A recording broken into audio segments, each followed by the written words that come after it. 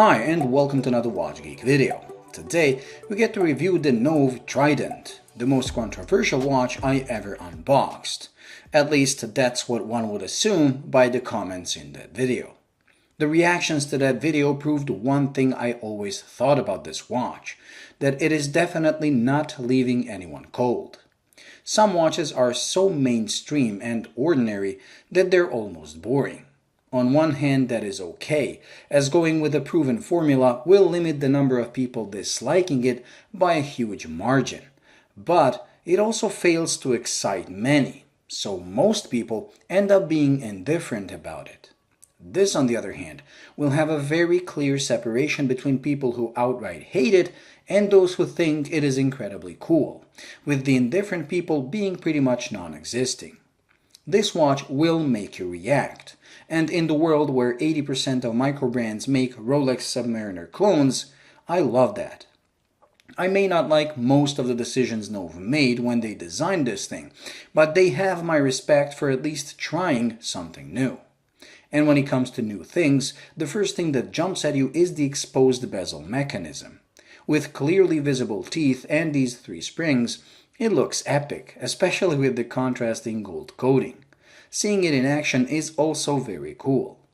Many commented on the fact it makes the mechanism exposed to sand and dirt in general, and yes, that is a valid concern, but I don't think it's something a toothbrush and some soapy water wouldn't solve.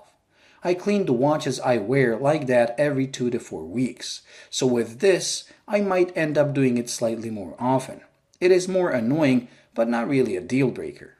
The exposed bezel mechanism is not just a gimmick. It is there to make the bezel as thin as possible, in order for the watch to claim the title of being the world's thinnest 200-meter water-resistant dive-styled watch. And with just 6.8 mm in thickness, it sure is. I'm just amazed at how thin this thing is, and especially because I received the 26mm thick Spinnaker Picard just weeks before I got this. It is shocking to see them side by side, as I have a feeling Picard's caseback is as thick as this whole watch. Another thing helping the watch to stay thin is the movement used. It is a Ronda Slim Tech quartz movement that is just 1.9 mm in thickness.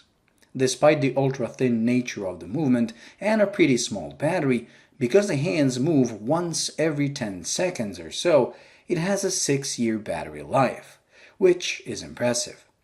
The watch comes with a sapphire crystal and a very cool bracelet. The bracelet is made with solid links and a nicely executed and milled butterfly clasp. I especially like the way they integrated the logo into the clasp.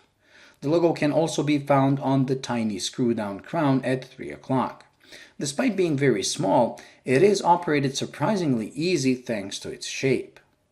The dial is matte black with applied hour markers and large sword hands. The hands are very well finished and have an ample amount of lume on them. The lume itself is pretty good, but is kind of pointless because there is absolutely no lume on the dial, making you guess the time in the night instead of reading it. And that opens a well of problems I have with this watch. Like I said, I respect NOVE for trying something new, but I think they should have thought this thing a little more before offering it for sale. The lume on the dial is the first thing I would change. The second is the bezel. Again, I would add a lumed pip at 12 o'clock so the bezel can actually be used in the dark. And I would also redesign the grip, as this is okay to operate with your bare hands, but pretty much impossible if you have any kind of gloves. Then the size of the thing. At 46 mm in diameter, it just takes a huge area of my wrist, and I find it too big despite the relatively short lug-to-lug of 48 mm.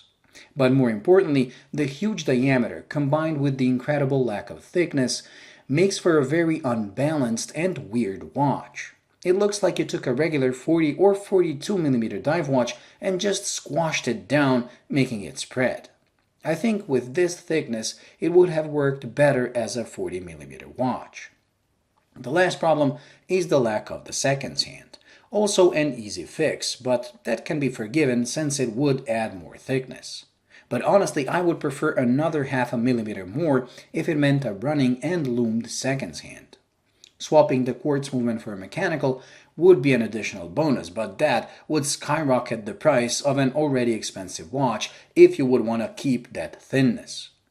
With this model, NOVE made something new and original, but because of the design decisions I mentioned, they kind of cemented this watch as a fashion watch made to look like a diver, which makes watch people cringe and not like it. The reason why I feel frustrated about it is that they could have easily made this a true dive watch that both people who are into watches and those who are into fashion would also like, if they just changed the things I mentioned. Anyways, that completes this week's review, so thank you for watching. I hope you enjoyed and found it useful. If you did, please like and subscribe, and until the next video,